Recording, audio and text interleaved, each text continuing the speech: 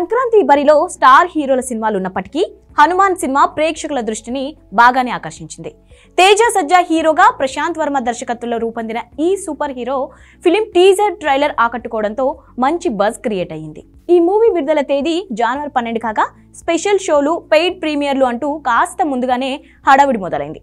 అంతేకాదు ఈ cinema positive talk తెచ్చుకుంటోంది. Hanuman చిత్రాన్ని దర్శకుడు ప్రశాంత్ వర్మ చక్కగా తెరకెక్కించాడని, ఈ సినిమా అందరినీ అలరిస్తుందని అంటున్నారు.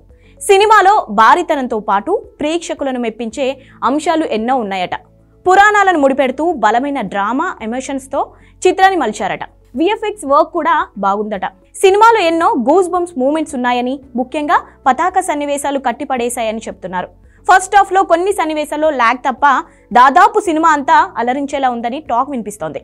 మొత్తానికి హనుమాన్ బాక్స్ ఆఫీస్ దగ్గర విజయాన్ని నమోదు చేసే అవకాశం ఉంది.